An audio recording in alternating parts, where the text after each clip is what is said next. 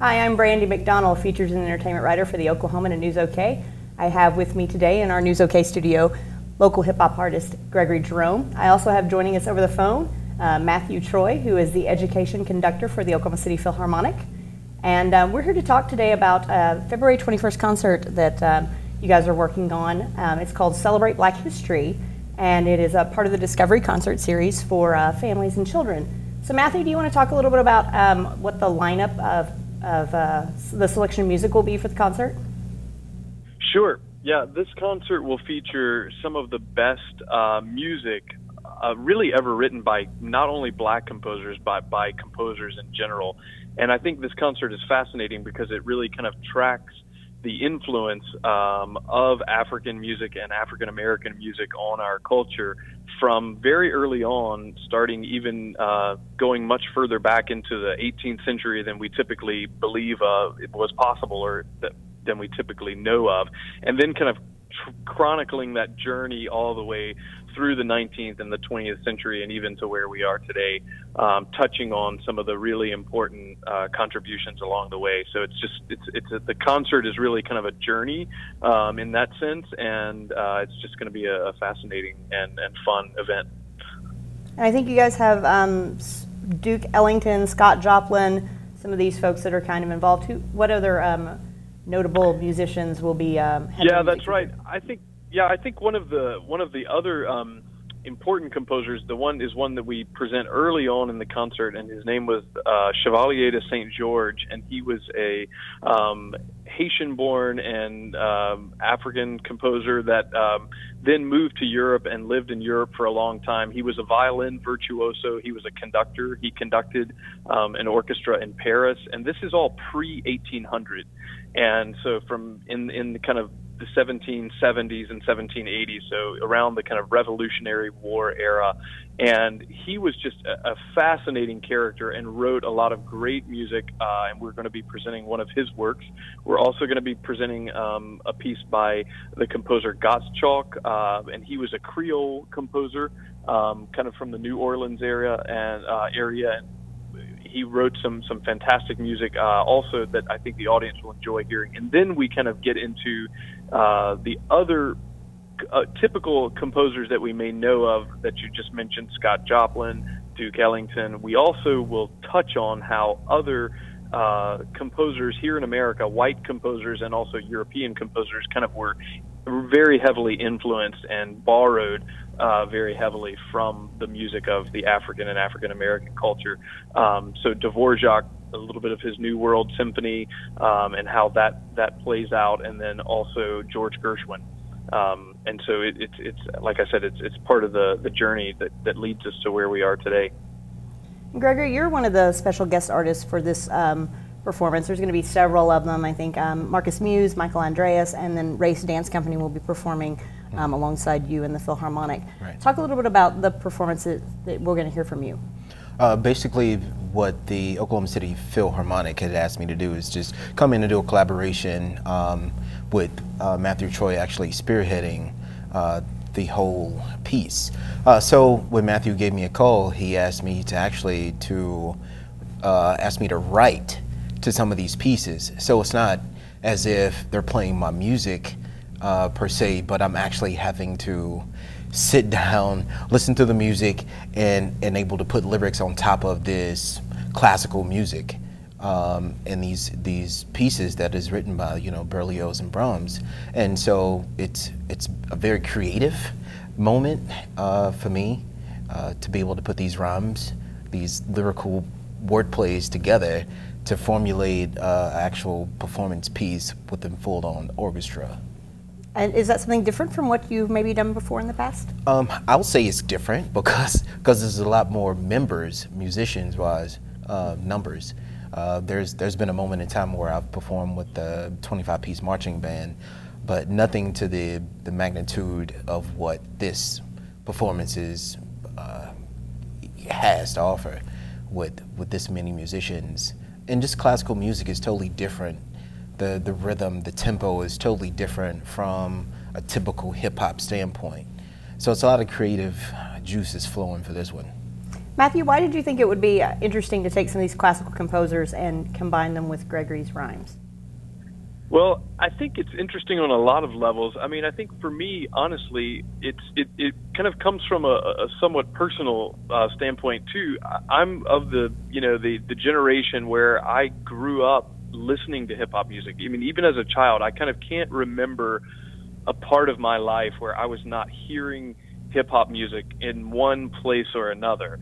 And so for me, growing up with my classical background, it's always been something that's the two have always coexisted for me in one way or another. And to be able to combine them, I think, as Gregory just said, is a really kind of unique thing. It's unique to hear it done the way that we are presenting it and to hear it done live.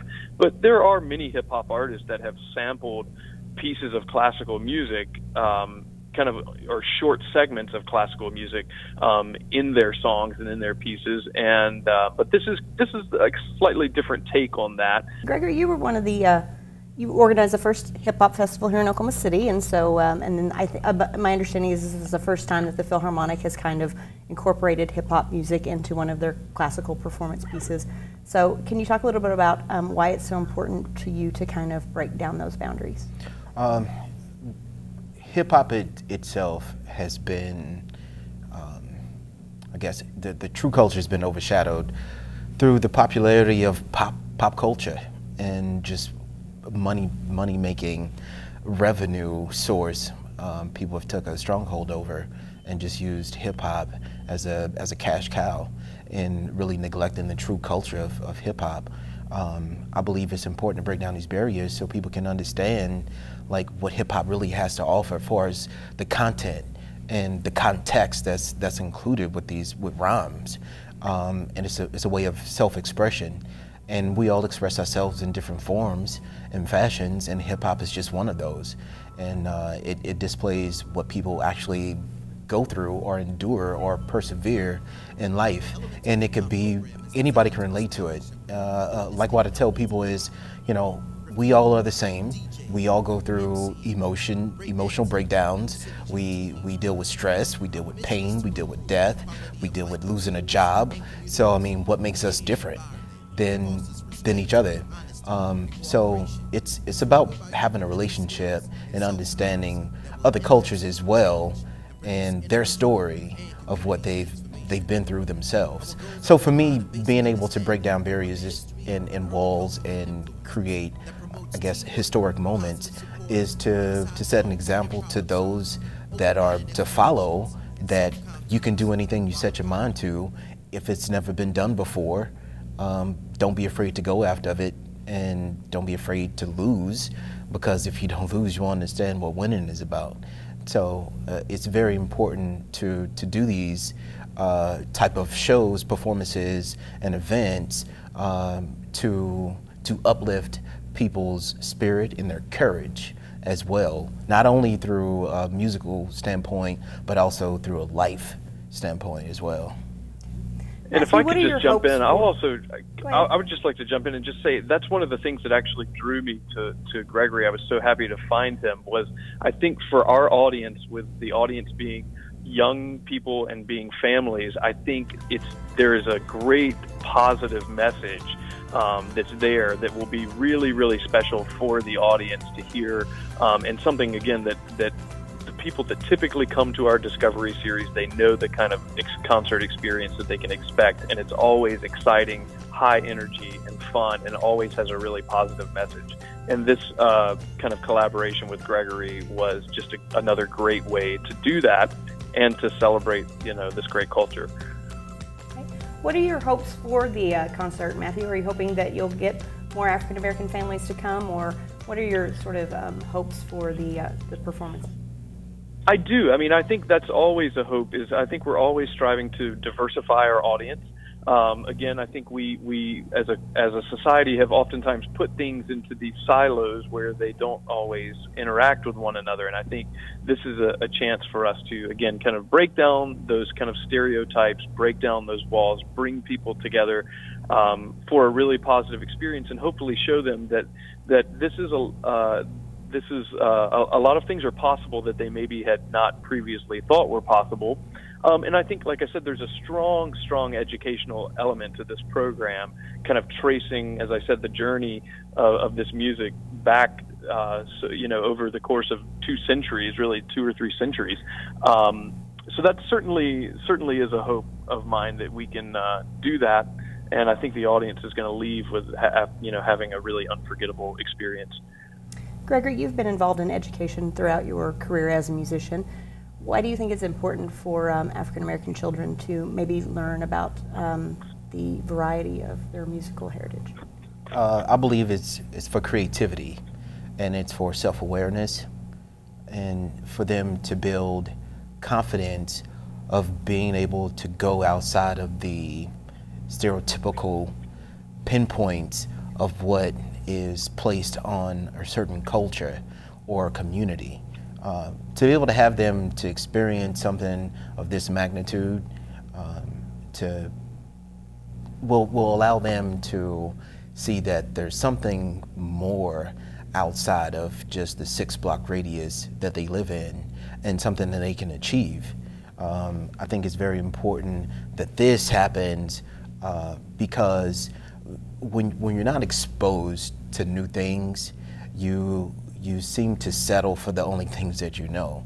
And just the things that you know are not always the best things for you. So it helps build confidence within the younger generation through education. And that's through the arts. Like, arts is the most creative realm that you could ever get into. I mean, it's great for everyone. It's great for the city, it's great for jobs, it's great for education. It just opened up new opportunities, I believe, once you get outside of your normal activities of what you've been conditioned to be in. All right.